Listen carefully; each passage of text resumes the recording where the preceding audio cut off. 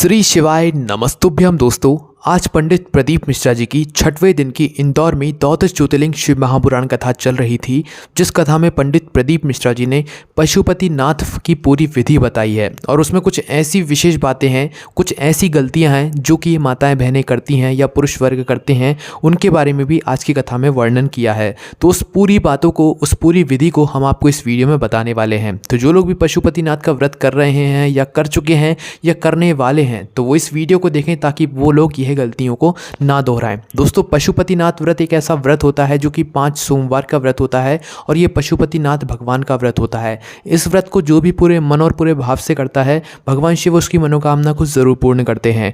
तो दोस्तों, पंडित प्रदीप मिश्रा जी ने बताया कि जो भी व्यक्ति पशुपतिनाथ व्रत की पूजन करता है वो पूजन की पूरी विधि अलग अलग करता है। मतलब जो भी व्यक्ति, जैसे पति पत्नी जो है यहाँ पर पशुपतिनाथ का व्रत कर रहे हैं, तो पशुपतिनाथ के व्रत में क्या होता है, दिए और प्रसाद का भोग लगाया जाता है। मतलब दिए लगाए जाते हैं, जलाए जाते हैं और प्रसाद का भोग लगाया जाता है।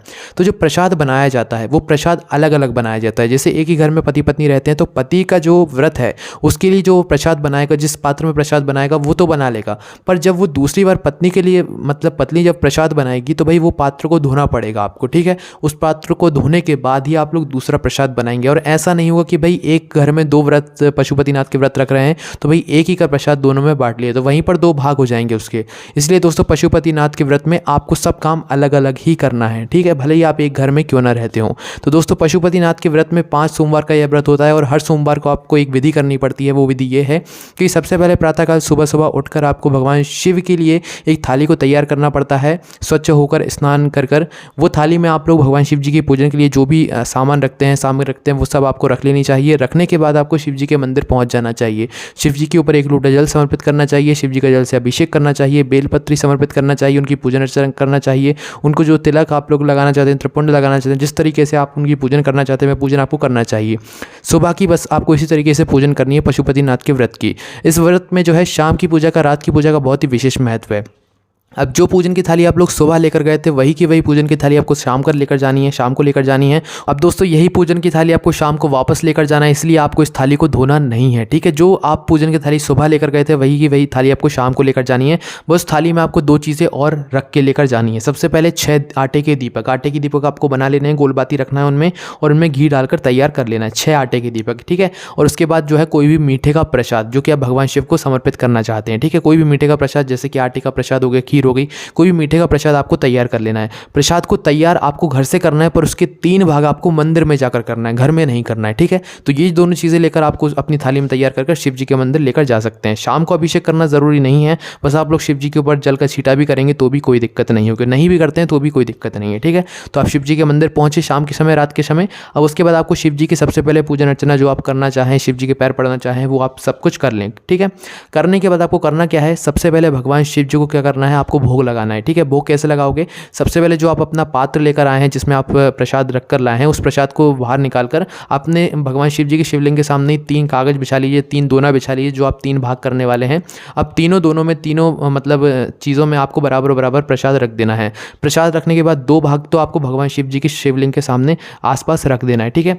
उसके बाद दोस्तों, वह जो एक दोना बचेगा वो आपको भगवान शिव जी के शिवलिंग के सामने ही रखे रहने देना है, ठीक है। भगवान शिव जी की ज़मीन पर वहीं पर रखना है कुछ समय के लिए। उसके बाद जो आप 6 दीपक बनाकर ले गए हैं, 6 दीपक को बाहर निकाल लीजिए, अपनी थाली से पूरे बाहर निकाल लीजिए। इनमें से अब 5 दीपकों को आपको वहीं पर जला देना है, उनसे आरती नहीं उतारना है, ठीक है। 5 दीपक जला दिए, एक आपको वापस बचा लेना है और वो वहीं पर रखे रहने देना है। अब रखने के बाद जैसे ही आप लोग ये सब काम आपके हो जाएं, तो एक वो प्रसाद का भाग आपको वापस से अपनी थाली में रख देना है और एक दीपक आपको वापस से अपनी थाली में रख लेना है, ठीक है। भगवान का आशीर्वाद लेकर अपने घर वापस आ जाना है। घर वापस आने के बाद आपकी जो घर की दहलीज होगी, ठीक है, आपका जो घर का मुख्य द्वार होगा, उस मुख्य द्वार का मतलब आप बाहर से जब देखेंगे तो आपका जो सीधा हाथ पड़ेगा, उस सीधे हाथ पर आपको क्या करना है, जो आप एक दीपक बचा कर लाए हैं, उस दीपक को बचा कर लाए हैं, जो वो दीपक आपको अपने घर के मुख्य द्वार के सीधे हाथ की हथेली पर आपको रख देना है। बाहर से देखने पर जो आपका सीधा हाथ होता है उस स्थान पर रख देना है। बाती का मुख बाहर की साइड होना चाहिए, आपकी तरफ होना चाहिए, ठीक है। तो वहां पर बैठकर उस दीपक को जला देना है, भगवान से अपनी मनोकामना को करते हुए। उस दीपक को जलाने के बाद आपको क्या करना है, अपने घर के अंदर प्रवेश करना है। प्रवेश करने के बाद आपको जो है उस प्रसाद जो आप अपने साथ लेकर आए, इस प्रसाद को क्या करना है, आपको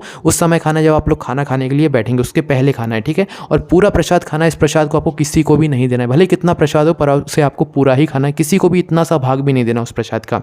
इसी तरीके से आपको 5 सोमवार तक ये पूरी प्रक्रिया करनी है। जिस तरह से आपने पहले दिन किया, पहले सोमवार किया, उसी तरीके से आपको 5 सोमवार तक करना है। अब इन 5 सोमवार के बीच में आपको कोई समस्या हो जाती है तो भाई उस समस्या के लिए आप क्या करें कि उस दिन बस आप लोग व्रत रखें, उस दिन आपको पूजा नहीं करनी, पर वो व्रत माना नहीं जाएगा, सिर्फ आपको व्रत रखना है उस दिन, ठीक है। वो व्रत आप अगले सोमवार को करेंगे, ठीक है।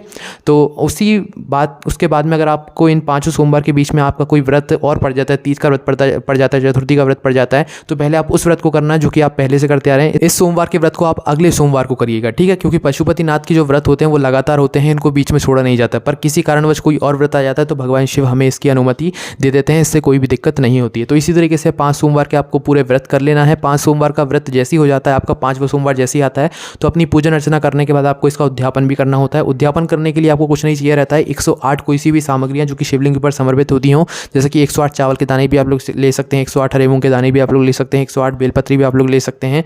और उसके बाद आपको क्या करना है, इनमें से कोई भी एक चीज़ लेकर, 108 चीज़ें लेकर, उसके बाद एक श्रीफल मतलब एक नारियल लेना है और 11 रुपये लेकर जो है भगवान शिव जी के मंदिर में आपको समर्पित कर आ जाना है। और यहाँ पर यह काम आपको 5वें सोमवार के दिन करना है। समर्पित करके आपको अपने घर वापस जाना है। जो भी पूजन की प्रक्रिया बची है वो पूरा करके आप भगवान से अपनी मनोकामना को वहीं पर बैठकर बोल सकते हैं, ठीक है। बोलने के बाद आपको करना क्या है कि भगवान शिव से जो है आपको विनती करना है, उनसे आशीर्वाद लेकर अपने घर वापस जाना है। और यही पूरी प्रक्रिया है पशुपतिनाथ व्रत की। बस इस व्रत को करते समय आपको मन में विश्वास होना चाहिए और कोई गलती बिल्कुल भी ना करें। आपको हमने सब बताई थी, आपके मन में कोई प्रश्न आता है तो कमेंट करके पूछ सकते हैं, पर गलती से भी कोई गलती ना करें, वरना यह व्रत आपको जो है आपकी मनोकामना शायद कहीं ना कहीं वो रुक जाएगी। इसलिए आप पूरे विश्वास से इस व्रत को जरूर करें। कोई भी आपको समस्या थी कमेंट करके पूछ सकते हैं। ओम नमः शिवाय, जय बोले बस श्री शिवाय, नमस्तुभ्यम।